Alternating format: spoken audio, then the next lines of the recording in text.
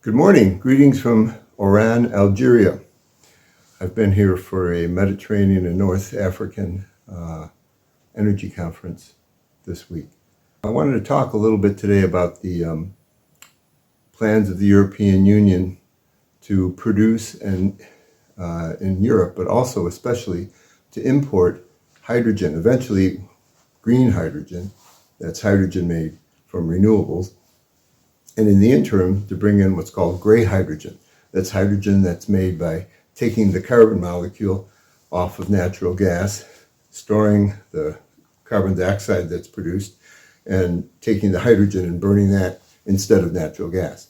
So the reason, first off, why does the European Union want to do this? And I think the basic problem is, especially for those countries that are going to that want to have 100% renewable energy, which is primarily Germany, but also Austria and Spain, and a number of other countries are also, I would say, planning to be over-dependent on renewables. And the problem with that is you need to change the entire grid, make a lot of it two ways, both the distribution grid, but especially transmission grid, to get from the distributed location of the windmills and the solar to where you have your industry and where you have your homes. And that requires a whole reconfiguration of the grid. But also, the problem is, as everybody knows, that is intermittent. Renewables, wind, solar, are dependent on the weather.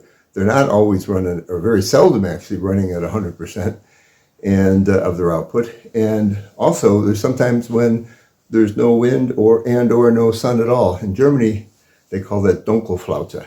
It's both dark and there's no wind. It's still. So this could go for quite a period of time, even if not 100%, a high percentage of the wind is offline and the sun, and you need long-term storage. You might need storage for days, most of a week.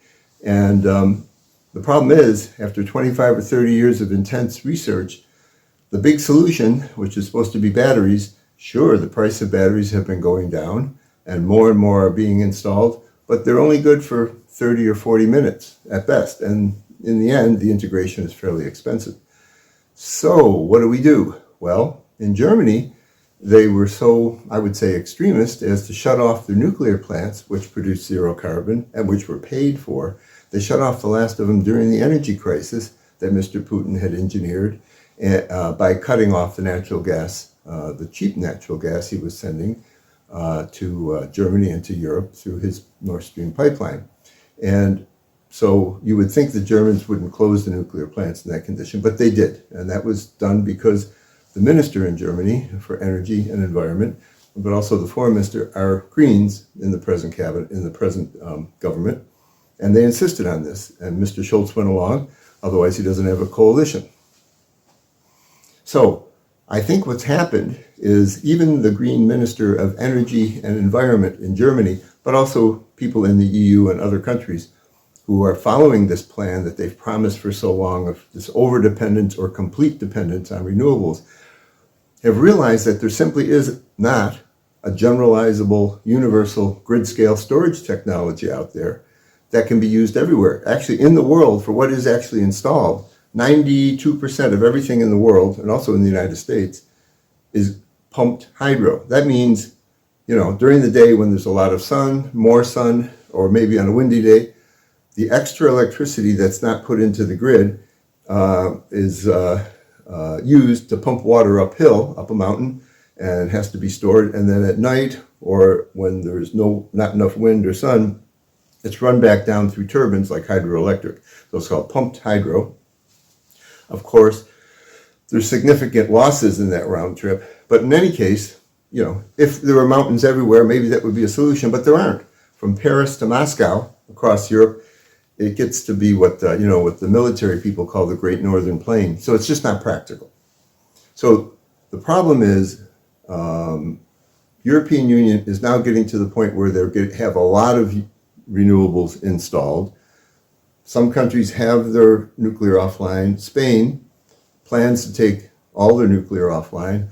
That is seen by the present executive vice president, the commissioner, the top commissioner in van der Leyen's government, Mrs. Teresa Ribera, this is seen as one of her greatest accomplishments when she was minister in Spain. So, under these conditions, what's happening? In Germany, they've actually brought coal plants back online, and that's not, that's a real step backwards. It's very embarrassing, especially for a green minister.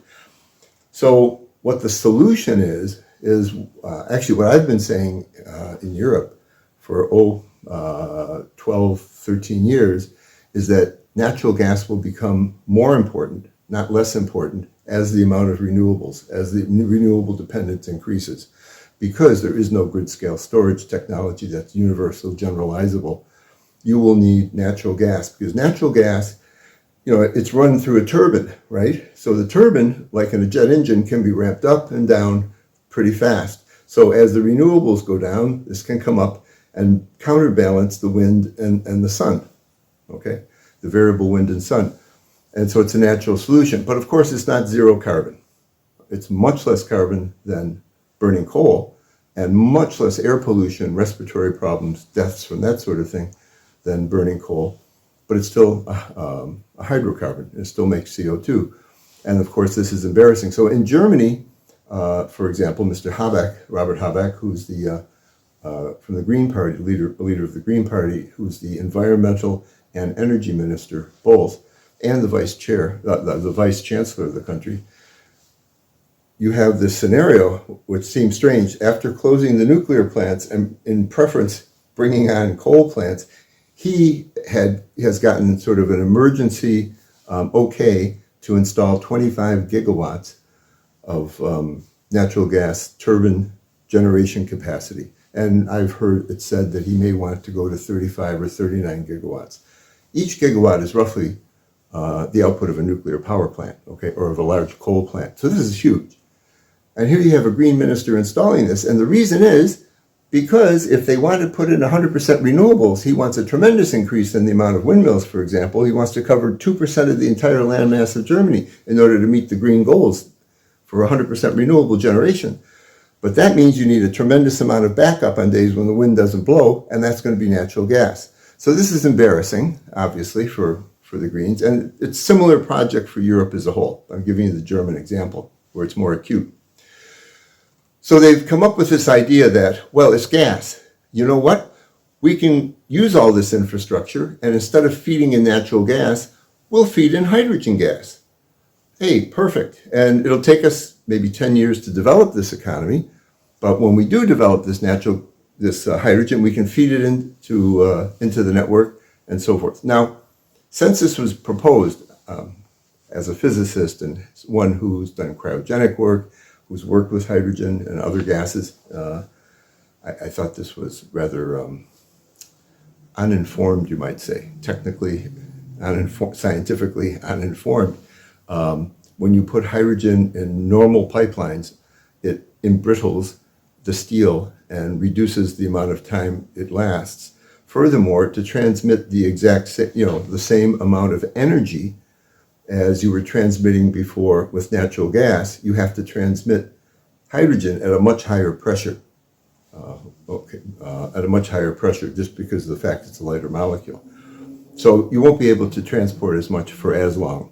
You might not even be able to use the old pipelines. But what about the turbines? All these turbines that are being installed, it'll embrittle those blades, and that'll be a real problem. So the answer, what's happened, is they started to talk in Europe about, oh, no worries, we're going to make all this stuff hydrogen ready. And this is what you see in the press often here. But if you look in detail at what, again, in Germany as the example, as the leader of this model of 100% renewables, the ministry says, well, what we're doing is with these turbines that are being installed, we're calling for 10 or 15% of it to be hydrogen ready for hydrogen gas to be fed in by 2035 or 2040.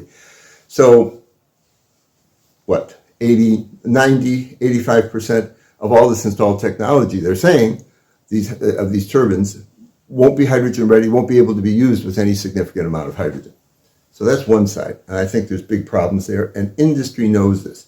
Industry in Germany and France and the Netherlands and many countries are supposed to try and get away from natural gas and switch over to hydrogen. Now, a lot of them, if they had the hydrogen, they could use it in their processes, but a lot of them, it's very complicated to make the switch. And so what the European Union has done is said, well, we can't really produce this much hydrogen in Europe. We simply don't have the environmental conditions to do it. We need to bring it in from other places where the environment, where the wind blows more, where the sun shines more, or where there's hydroelectric, and pipe it into Europe, about half of what we're going to need in Europe.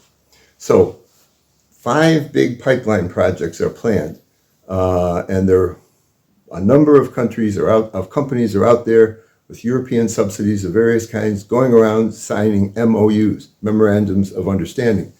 So one of the biggest was supposed to be from the north, from Nordic countries, basically from Norway. And in that project, Equinor, the Norwegian state oil and gas company, was supposed to be the big provider. And I predicted that after about a year or two, this project would probably fall apart because they're not going to find customers. But it's only been a matter of months, and the Norwegians have pulled out. They say they're not going to build the pipeline. They're not going to prepare the electrolyzers and other capacity that they would need to make either gray or to make blue hydrogen. They're not going to do that until they can be shown customers. And they need long-term customers if they're going to do this. You build a pipeline, you basically need a 25-year contract. Otherwise, it's not going to be worth it. They're not there, so they pulled out. Shell, oil company, Shell is very big in natural gas in the world, probably the biggest, I think, accumulator and distributor of natural gas in the world, so they know the gas business. They also don't see the customers, and they also pulled out. So I found it interesting. I'm here in Algeria, and the Europeans are very busy down here, and European companies who are part of this hydrogen plant. One of the 5 pipelines, one's going to come from the southwest, from Greece, another one, and Ukraine, they hope, wind and solar. Another one from sort of the Baltic and Nordic countries over that way.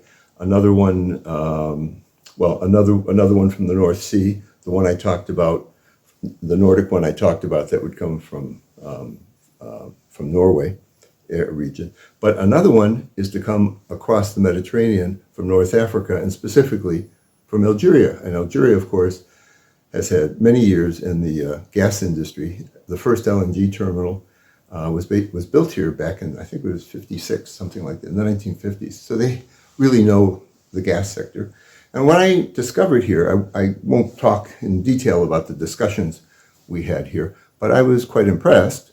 I chaired a number of technical panels as well as strategic panels, and there was a number of engineers and officials from the various gas companies, state gas companies, but a number of other companies who work here. And I saw that Algeria is doing a lot of research on these matters in hydrogen, how to both produce it, to transport it, on the economics of it, and so forth. And I would just say, I think their eyes are wide open. They know what the costs and the problem and the difficulties involved there. And so I sort of asked various people this question. The question I said is, well, it's just interesting to me. Equinor has just canceled one of the biggest of the 5 pipelines because they don't have customers. Now the Europeans come here and they made a big push to get the North Africans to sign another MOU when they already can't find customers to satisfy the Nordic countries. What is this about? I'm a little skeptical as to the future of this whole H2 thing. And bottom line, there is a proven technology, and you could see what the French did, for that matter. They installed massive nuclear long time ago in the 70s into the 80s, and they basically decarbonized the grid long time ago without renewables. You can build massively nuclear power plants, big ones, as well as the smaller ones in the future. But for right now, the Generation 3 Plus are proven. You can build these in Europe, as especially Eastern Europe wants to do, Poland and other countries, and have a massive base load of decarbonized energy, and just plug one of these things in where there was a coal power plant, use the same grid, don't need any storage, and then you can have the renewables insofar as you have a way to back them up, right? So I think there is a solution, and the Europeans seem to be barking up the wrong tree with this sort of Rube Goldberg plan to massively make and import H2. But let's see how it goes. Let's see if one of these projects actually takes off beyond an MOU and investments are really there and things are built and customers are found. That's what will be required to go forward. That's my report from here in Oran. I'm going to step to the side when it's not so bright. Maybe we'll focus outside. Well, you can sort of see the Mediterranean. Okay.